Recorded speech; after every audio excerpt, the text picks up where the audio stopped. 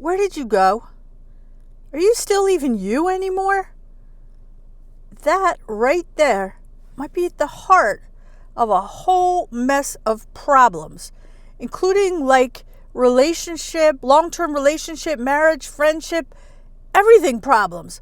That might be at the heart of it. You're not freaking you anymore. Why not? It might be on you. The heck am I even talking about? All right. I made a video about getting out alone and how important it is to really do that. And don't worry if nobody's around to go with you and all like that. Get out by yourself. And somebody commented that they've been in a long-term marriage, and they thanked me and said, thank you for reminding me to get out and do things on my own. And I really need to get back to being myself. And I've lost myself over the years, and I need to get back to who I am. And it hit me like a freaking ton of bricks, okay? Well, get back to who you are. The person you're in the relationship with, they fell in love with you, with who you were prior to knowing them and having that whole life that you built together. And you fell in love with them and were attracted to them for the whole, person that they were prior to them knowing you. So, maybe that's part of the reason why relationships, long-term marriages and stuff start to fizzle out and get weird. And listen, how many of you have seen your relative or friend get a divorce, and next thing you know, they're back to hitting the gym, they're looking good, they're laughing again, they're doing things that I didn't know they liked that. I never saw them do that before, and this applies to men and women. Okay? What the hell? I know the answer. It's life.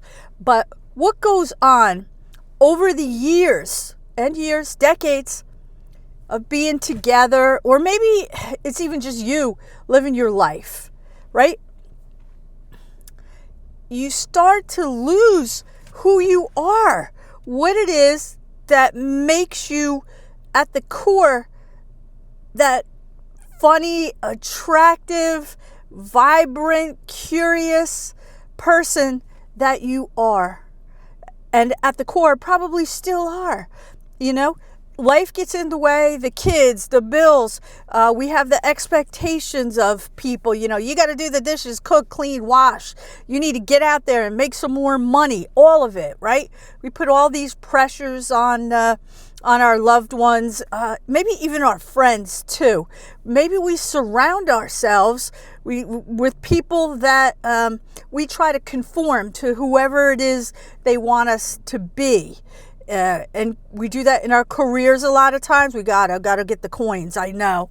But over the years and time, we push and push and push ourselves down till we're no longer except this little tiny area that's still in there.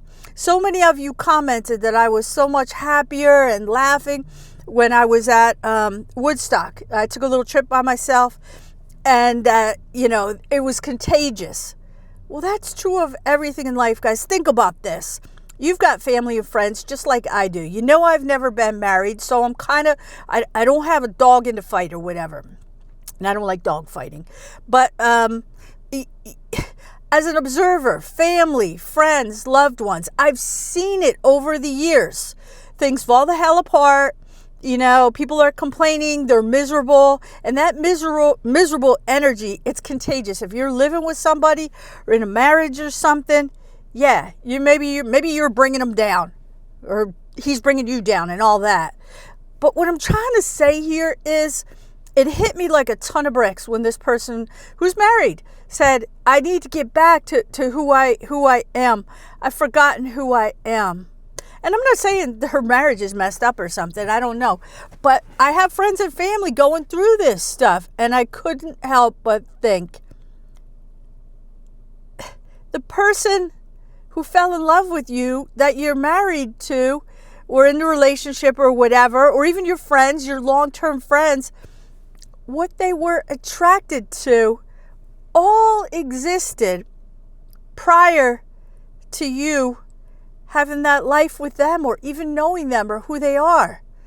So getting back to it, not totally, okay? We're not gonna be stupid teenagers again, but at the core, allowing yourself to be who you are. Have the hobbies, the passions, the relationships, the friendships. If the guy you're married to, you fell in love with him because I don't know, you were attracted. He had that big pickup truck and he was always hanging with his friends and was the tough guy and he worked so hard. He was always working. All these kind of things, the attributes. That's what you were attracted to and drew you to that person and fell in love with. And over the years, did we squash it the hell out of them?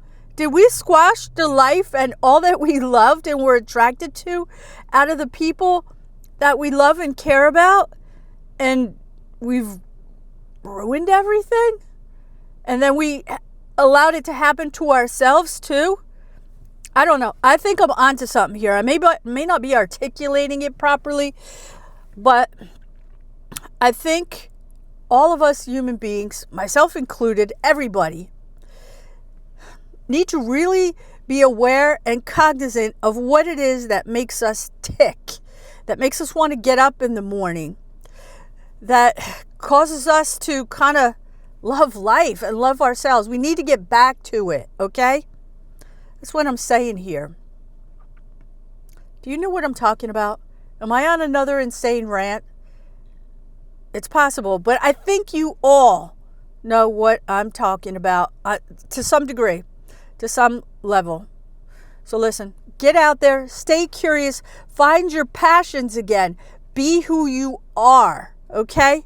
Be the human being you truly are meant to be. Unabashedly, unapologetically, be that person. And you're going to see everything in your orbit start to get better, because you're going to be putting out better vibes, better energy, and that spark is going to be back. And people in your life, your loved ones in your orbit, they're going to see it. They may not even be able to fully articulate it, but they're going to sense something is different. All right, get out there. Put this stuff into action. Report back to the team. Go. Take care.